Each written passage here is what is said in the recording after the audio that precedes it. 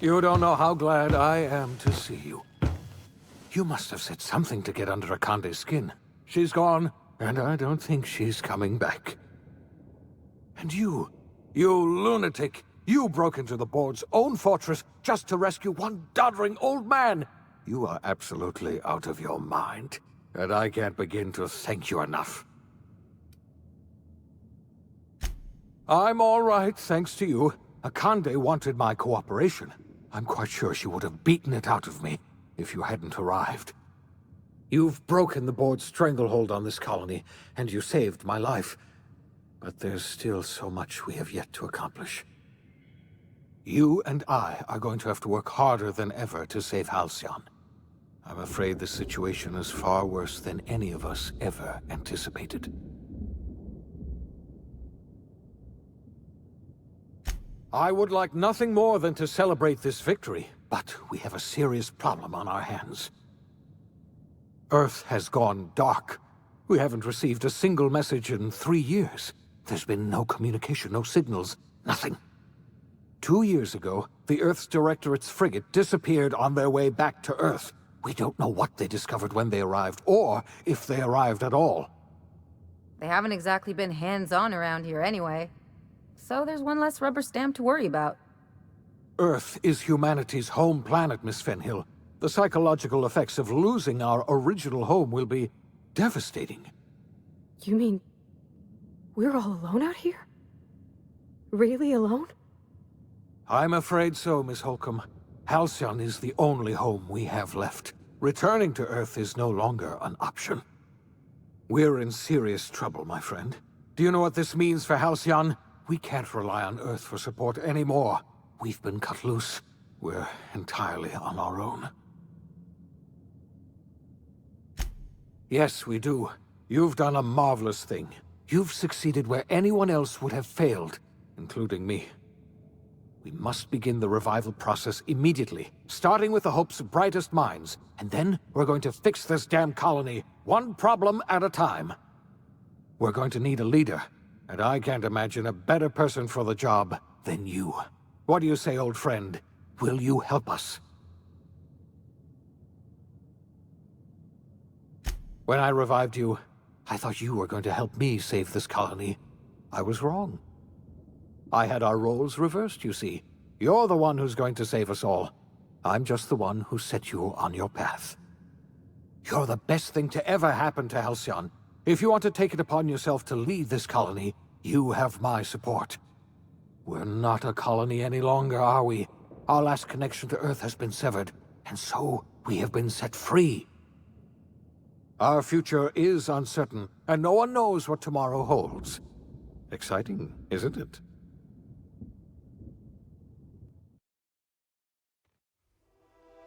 The OSI teaches that everything in the universe happens according to the grand plan. But the stranger that arrived in Halcyon was an unplanned variable. From the moment he landed in Emerald Vale, his actions altered the course of history. The events on Tartarus brought about the end of the board's authority. But the board's mistakes would haunt the colony for decades to come. The damage they left behind would require the work of a generation to repair. Dr. Phineas Wells began reviving a handful of the Hope's colonists. Engineers, scientists, technicians, and intellectuals. They were among the brightest minds the Earth had ever sent out into the stars. The Hope scientists and engineers woke up in a colony descending headlong into total collapse. With no way to return to Earth, they had no choice but to band together and devote themselves to the cause of saving Halcyon. The people of Halcyon were nothing if not hardy. In the absence of the board's authority, many of the colony's settlements banded together with a single purpose in mind: survival. Life was especially hard in the years to come. Some towns dissolved by attrition and starvation, but most of them found a way to carry on. In the years to come, Halcyon was forced to reckon with its newfound freedom. The board was gone, and for better or worse, the colony was responsible for its own destiny. Between MSI's worker-centric policies and the iconoclast's manpower, Sanjar and Zora were able to rally many of the Terra 2 townships to their cause. MSI's workforce swelled, and the iconoclasts enjoyed a significant surge in their ranks. The board was too distracted by infighting and internal politics to stop MSI from becoming a powerful corporation and a refuge for townships that might have fallen through the cracks. Consumed by paranoia, Lilia Hagen took Sublight Salvage in a controversial direction, openly accusing board officials of an extraterrestrial conspiracy. One day, an accident at the Groundbreaker's docking bay silenced her forever. Time would tell if her replacement could keep the Sublight family together.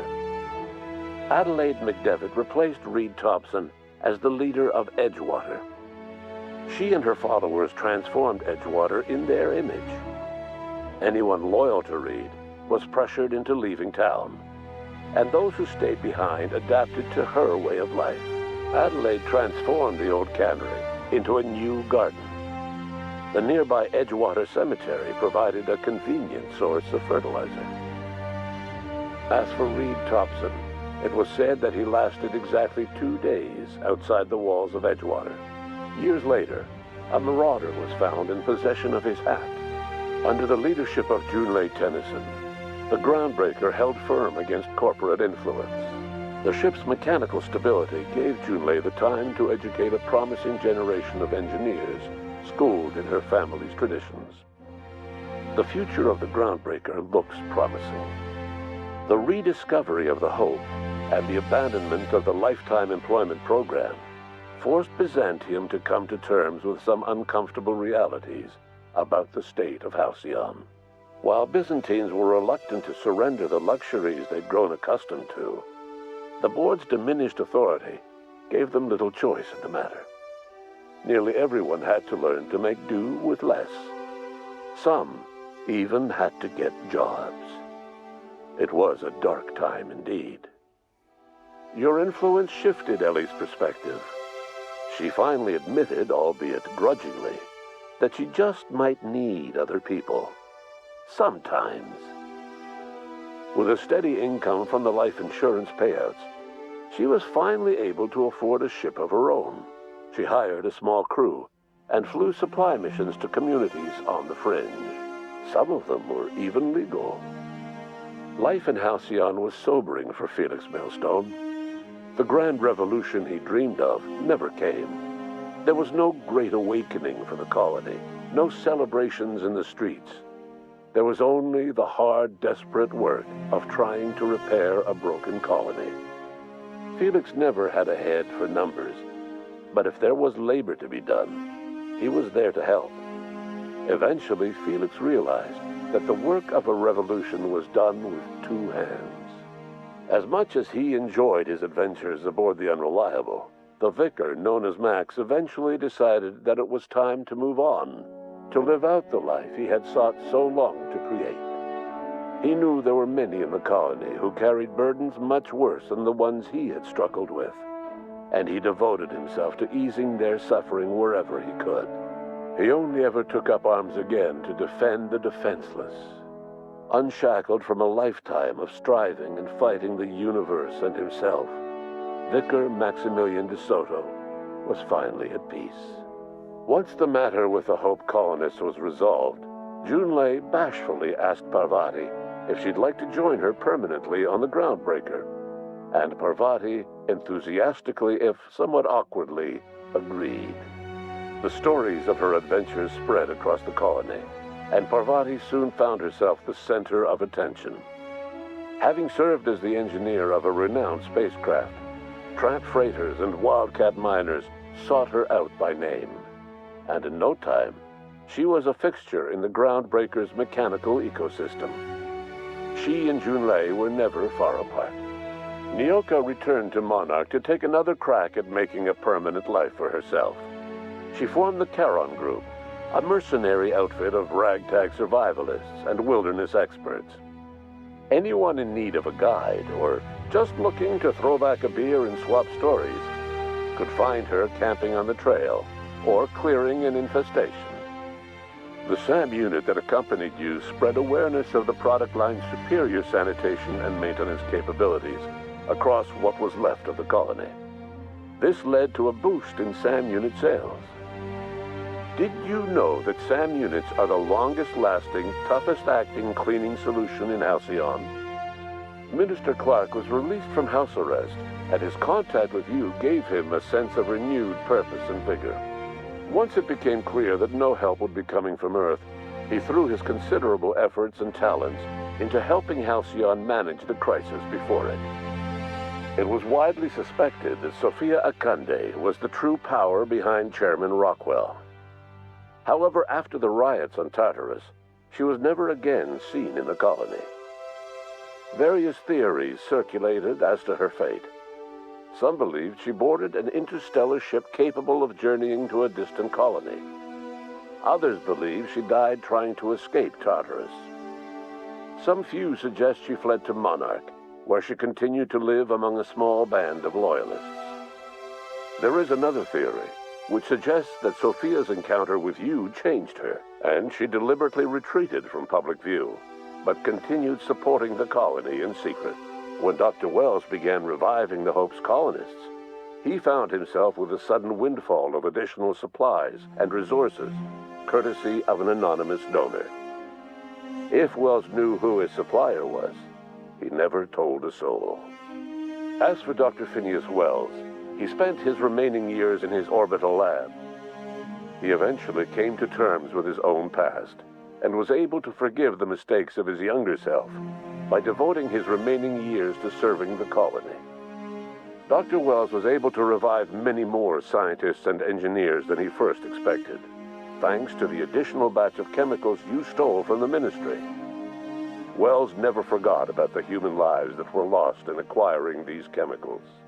In the end, Dr. Wells was able to save every scientist and engineer aboard the Hope. Over the next decade, nearly all of the Hope's remaining colonists were successfully revived. Halcyon saw a period of rapid technological and scientific advancement. Breakthroughs in dietary supplements saved the colony from starvation. Geoengineering projects and social reforms began to change the structure and character of the colony. Dr. Wells laid the groundwork for the project to save the colony, but he would never live to see the fruits of his labor. He passed away a few years later.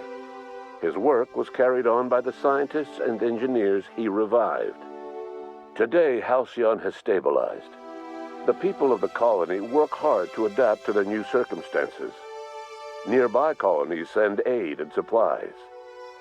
Life will never be easy in Halcyon, but for the first time in its history, there exists a sense of real, genuine hope about the future.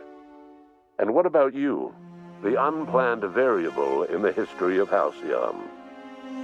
Long after Wells passed away, you carried on his work with more energy, determination, and brilliance than he could ever muster.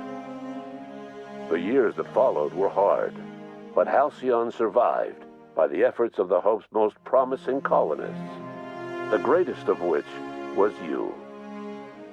No one knows what's happened to Earth, and no one knows what the future has in store for Halcyon. All we know for certain is this: the name of the Unreliable and that of its intrepid captain will remain the subject of countless stories for years to come.